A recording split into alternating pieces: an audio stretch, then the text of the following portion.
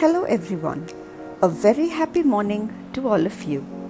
I am Neha Verma, a child psychologist, and I have worked as an educator with children for over 15 years. Teaching young children reading and spellings is essential to their future, as reading and comprehension are the pillars on which their life will be built. So parents, educators, and other concerned people, welcome to Happiness Mantra. Take a moment to hit the like and subscribe button and turn on all notifications for this channel. The first and most glaring mistake I see being made is linking letter sounds to phonics. So many of us say A says A, B says B, C says K, and so on. This is confusing for the kids. I would request you all to teach capitals as letter sounds. So this is A, B, C. But lowercase letters should be taught only phonetically. So these are A, B, K, not baby A, small a, etc. Reading makes use primarily of small letters. So for early readers, linking small letters to only their phonic sound is less confusing. While working with children having dyslexia, I found that if children flip-flop between letter sound and phonics, then reading becomes even more taxing and laborious. Mistake number 2. Another confusion these days is due to the various types of phonics being taught. The old school phonic teachers use schwa. It is the sound after many consonants like b, k, d, f, g, m. The latest trend is to teach sound without schwa. B, m, f, s, t. Often, people who lack training mix up the two. Easy sounds are taught without schwa. Others are taught with schwa. So, we'll teach them m, n, b, d, s, t, because there is so much confusion around us, and the kid will also get confused. An important note here is that sounds like b, d, t need to be spoken quickly to eliminate schwa. This comes with practice.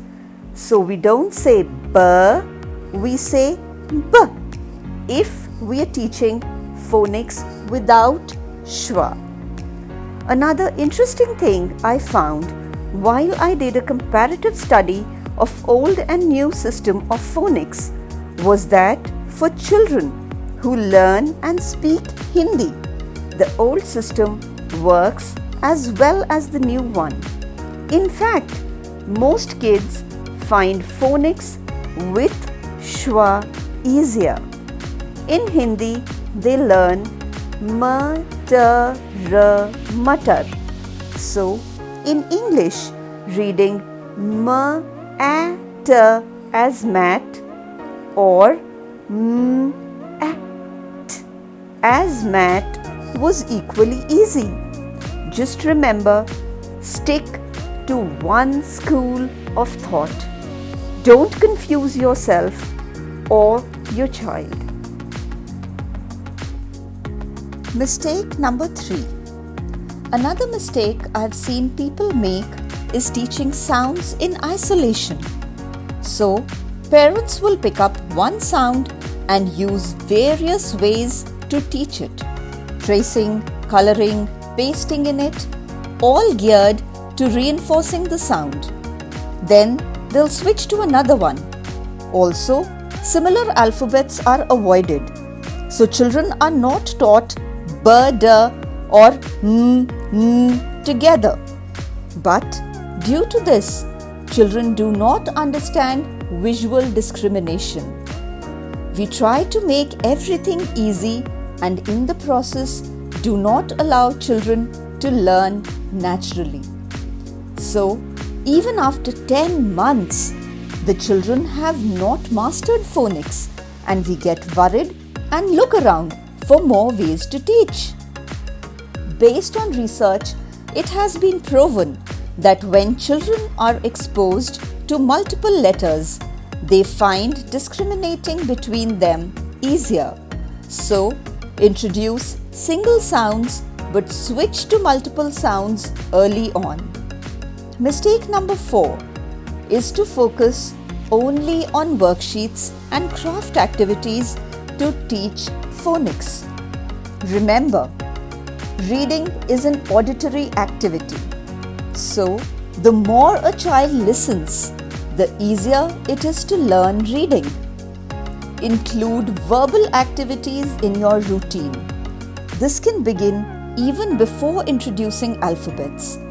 Talking about letters and sounds early is vital. So, a simple game of hear and say the first sound is very effective. For instance, I'm Neha.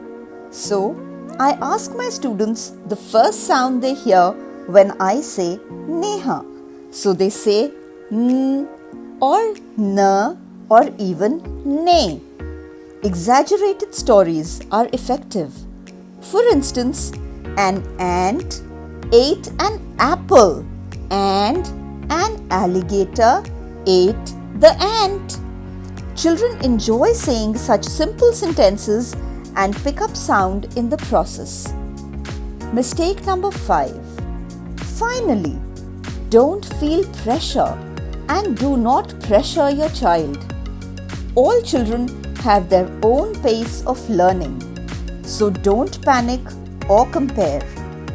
Reading is integral to life, so do make it fun and enjoy watching your children read and grow.